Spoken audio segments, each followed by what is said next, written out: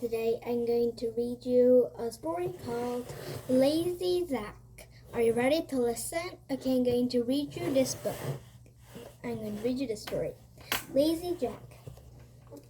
There was once a hard-working mother who made her living by sewing. It was a poor living, and she was given no help by her lazy son, Jack.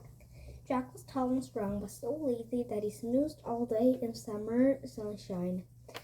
In winter, he napped all day by the fire.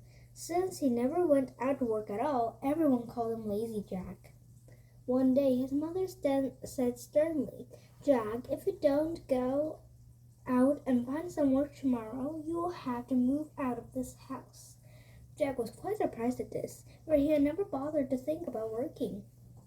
"Oh, if that's what you want," he sighed, "I'll find something to do." Although Jack was lazy, he did love his mother and wanted to please her. The next day, Jack woke up, stretched himself, and wandered off over the nearest farmhouse. The farmer offered to give him a silver coin for a day's work.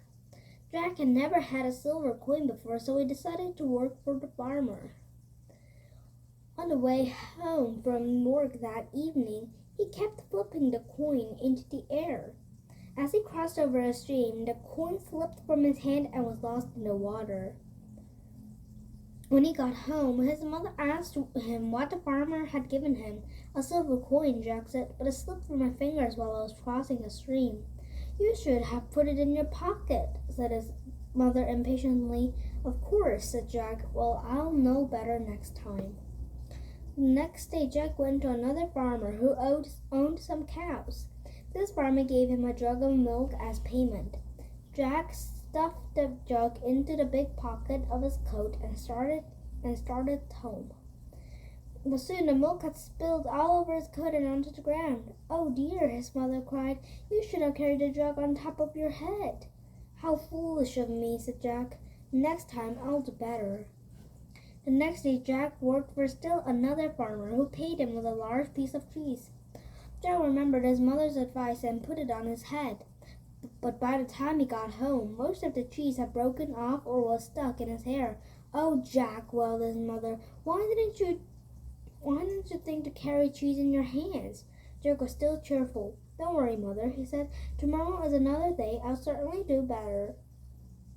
The next day, Jack went to work for a baker who gave him a large cat to take home. Jack picked up the cat and started walking along, carrying it carefully in his hands. But the cat didn't like being carried, and it scratched and clawed until Jack dropped it on the ground. And so, when he arrived home, he had nothing to show for his efforts except scratched hands. "Jack," sighed his mother, "you should have put a rope on the cat's neck and pulled it along behind you." "Next time I'll do better," said Jack. "I promise." The last day of the week, Jack worked for a butcher who gave him a juicy ham for his daily work. Jack tied a cord around the meat and dragged it along behind him. By the time he got home, the meat was dirty and no longer fit to eat. This was just too much for Jack's mother.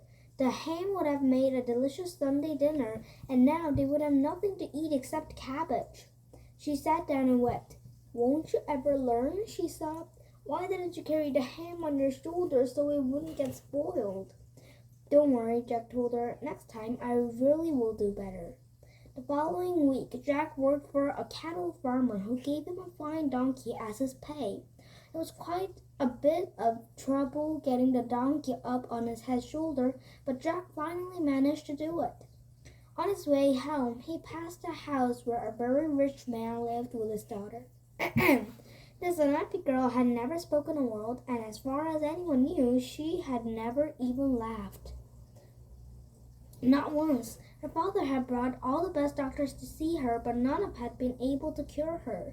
"If only someone could make her laugh," sighed the father. "Then I know she will be all right." Just by chance, the girl was looking out the window as Jack passed by with the donkey on his shoulder. It was a funny sight to see, Jack with the donkey waving and kicking his legs in the air. It was so funny that the daughter began to laugh. She laughed and giggled until she could hardly stand up. Look, she called to her father, did you ever see anything so silly? And she started laughing again. The father couldn't believe the miracle that had happened. His daughter could laugh and talk.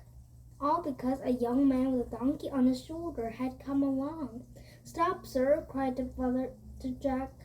Come into my house and hear what a wonderful thing you have done. Jack did as the man asked. He met the daughter, and in no time they fell in love. Soon afterwards they were married, and Jack became a rich young man with a fine house. His mother came to live with them and sat all day in the sunshine. When it was cold, she napped by the fire. Okay, and this is the end of the story. Well, I think Jack doesn't know how to carry things, because when there was a cat, he just held the cat just as his mother said. But you should not carry cats. Actually, I think he doesn't think. I think he just believes what his mother said the day before. But he can do lots of things. There are really many ways, but I don't think he really thinks well. Okay, and today I read you a story called Lazy Jack. Okay, and thank you for watching this video. Bye!